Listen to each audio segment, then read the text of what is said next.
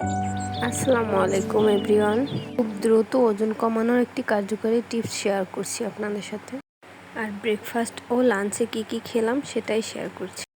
সকালবেলা ঘুম থেকে উঠে খালি পেটে এই লেবু জলের রেসিপিটা খেলে অনেক দ্রুত ওজন কমানো সম্ভব। এর জন্য প্রথমে আমি একটি লেবু 4 পিস করে কেটে নিয়েছি। এবার 1 মগ কুসুম গরম পানি নিব।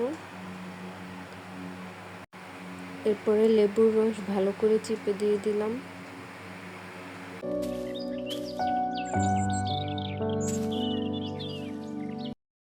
এরপরে নিব অ্যাপেল সিডার ভিনেগার। এই ক্যাপের 2 কাপ পরিমাণ আমি দিয়ে দিলাম পানির মধ্যে।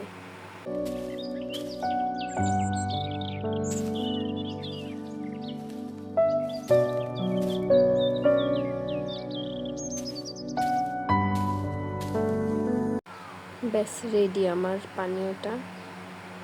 এবার খাওয়ার পালা। আমি ব্রেকফাস্টে 1 পিস রুটি, একটু শসা, একটুখানি সবজি নিয়ে নিয়েছি। এটাই আমার ব্রেকফাস্ট শেষ। এবার লাঞ্চের জন্য আমি কিছু সবজি কেটে নিয়েছি। সবজিগুলোকে ভালোভাবে ধুয়ে সামান্য পানি দিয়ে সিদ্ধ করব।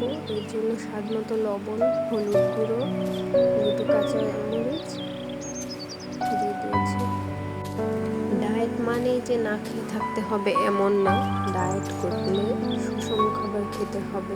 মাছ, মাংস, ডিম, দুধ সবই খেতে হবে, কিন্তু তেল জাতীয় জিনিস অ্যাভয়েড করতে হবে। আসলে ক্যালোরি মেপে খেতে পারলে অনেক উপকার হয়। ওয়েট লসও হবে, ক্ষুধাও লাগবে না। মিষ্টি জিনিস অ্যাভয়েড করতে হবে। বাদাম খাওয়া যায়, সালাদ খাওয়া যায়, খুবই উপকারী এগুলো। ডিম মাস্ট খেতে হবে, দুধ খেতে পারলেও ভালো। বিশেষ করে যাদের শরীর বেশি দুর্বল হয়ে যায় ডায়েট করলে, তাদের জন্য বেশি জরুরি।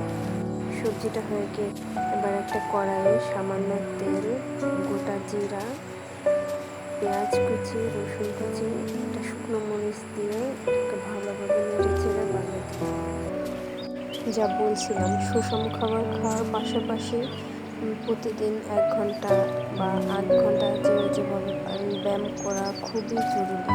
স্বাস্থ্যের জন্য খুবই উপকারী। আর ডায়েট বা ওয়েট লসের জন্য আর বেশি পানি খেতে হবে। যে যত বেশি পানি খেতে পারেন তার ওজন তত তাড়াতাড়ি কমে যাবে।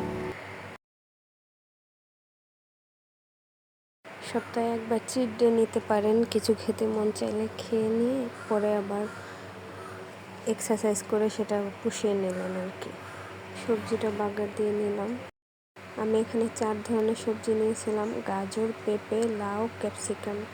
আপনারা চাইলে যে কোনো সবজি নিতে পারেন। এগুলো লাঞ্চ, ডিনারে দেখা যাবে একটা সালাদ খেলাম, একটা ডিম সিদ্ধ খেলাম আর সবজি খেলাম। বেশ অল্প ক্যালোরির মধ্যে ডিনার শেষ। আর দুপুরে সবজি, 1 পিস মাছ, 1 কাপ ভাত, 1 পিস লেবু নিলাম। ব্যাস লাঞ্চ শেষ। সবাই ভালো থাকবেন। আল্লাহ হাফেজ।